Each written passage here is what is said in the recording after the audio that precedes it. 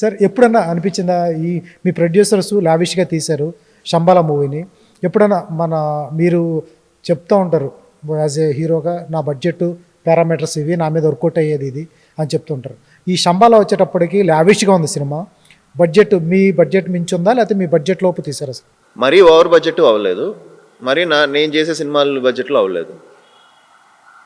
ఒక రిస్క్ తీసుకున్నారు far sure. But ఇప్పుడు ఉండే ఆ బజ్కి ఏమాత్రం పాజిటివ్ టాక్ వచ్చినా వాళ్ళు హ్యాపీ, వాళ్ళకి మంచి ప్రాఫిట్స్ వస్తాయి. సో అది వాళ్ళ గట్స్కి కథను నమ్మారు, ఎంత కావాలో అంత పెట్టారు. ఈరోజు మంచి బజ్ ఉంది సినిమాకి. సో వాళ్ళు కూడా కొంచెం రిస్క్ తీసుకున్నారు, బట్ ఎక్కడ వెనకాడట్లా. పబ్లిసిటీ కూడా చాలా ఎక్కువ కనిపిస్తుంది సార్. శంబాల అనేది అసలు అన్ని చోట్ల కనిపిస్తుంది సార్. ఎట్లా యుగంధర్ మణి ఎలా బిలీవ్ చేశారు? ఎందుకంటే ఈ ఆన్ పేపర్, ఈ కథలో ఆన్ పేపర్ కానీ చాలా బాగుంటాయి. మీకు చెప్పేటప్పుడు, స్టోరీ చెప్పేటప్పుడు కూడా చాలా బాగుంటుంది, చాలా కన్విన్సింగ్ ఉంటుంది. మీరు వినేటప్పుడు కూడా చాలా బాగుంటారు, ఒక వరల్డ్ కాబట్టి. ఇది ఎగ్జిక్యూషన్ వచ్చేటప్పుడు కొంచెం ప్రాబ్లమేటిక్గా ఉంటాయి.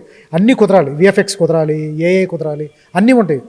మీరేదో ఉల్కను తీసుకొచ్చి పెడుతున్నారు, అవన్నీ విఎఫ్ఎక్స్ ఆన్ పేపర్ రాసినప్పుడు చాలా బాగుంటుంది. ఆ ఊరిలో పడుతుంది, ఆ ఊరిలో పడిన తర్వాత ఒక చంపుతూ ఉంటారు, ఇవన్నీ బాగుంటాయి. ఇవి ఎగ్జిక్యూషన్ వచ్చేటప్పుడు ప్రాబ్లం వచ్చింది అనుకోండి, ఏం చేయలేని పరిస్థితి. యుగంధర్ మణి ఎంతవరకు మీకు ఎలా కన్విన్సింగ్గా చెప్పాడు, అలాగే సినిమా పిక్చరైజ్ చేశాడు? తను వచ్చి కథ చెప్పాడు. ఫస్ట్ థింగ్ నేను అడిగాను ఏంటంటే, చాలా అంటే ఇది ఒక డిఫరెంట్ వరల్డ్లోకి తీసుకెళ్ళిపోతాడు. ఫస్ట్ ఫ్రేమ్ నాకు ఇంకా నా షార్ట్ గుర్తుంది, అది చెప్పను, మీరు ఎంజాయ్ చేయాలి థియేటర్లో. అది మీరు చూస్తే మీకు అర్థమవుతుంది నేనేం చెప్తున్నాను. ఒక చెట్టు దగ్గర ఒక షార్ట్ ఉంటుంది, ఆ షార్ట్ నుంచి లాస్ట్ ఫ్రేమ్ వరకు ఆ వరల్డ్లోనే ఉంటారు మీరు. తను వచ్చి నాకు ఈ కథ చెప్పిన వెంటనే ఫస్ట్ థింగ్ నేను అడిగాను, దీనికి బాగా ఖర్చు అవుతుంది, మన విలేజ్ అంటున్నావు, శంబాల అంటున్నావు, ఉల్కా అంటున్నావు, మెటియోర్ అంటున్నావు, ఇవన్నీ కుదరాలి కదా, ఓకేనా అని. లేదు సార్, ప్రొడ్యూసర్స్ చాలా ప్యాషనెట్, చేస్తాను.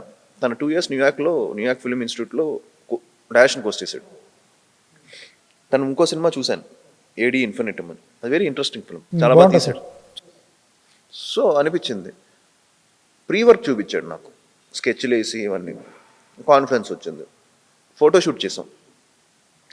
సో ఇది సార్ లుక్, పైన జాకెట్, ఇది ఇలా ఉంటుంది ఫోటోషూట్. ఆ 1980s బాగా రీసెర్చ్ చేసాం.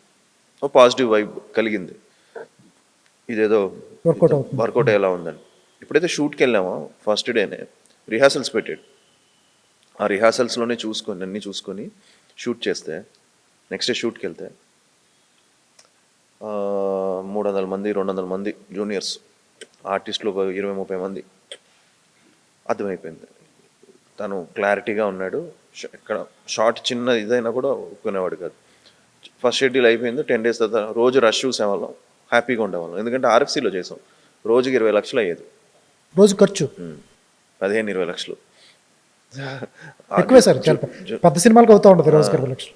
ఈ 15 లక్షలు కొన్ని ఎపిసోడ్స్కి అయ్యేది, కొన్ని ఎపిసోడ్స్ కంట్రోల్లో చేసుకునేవాళ్ళం. జనం ఉండేవన్నీ ఖర్చుతో కూడింది.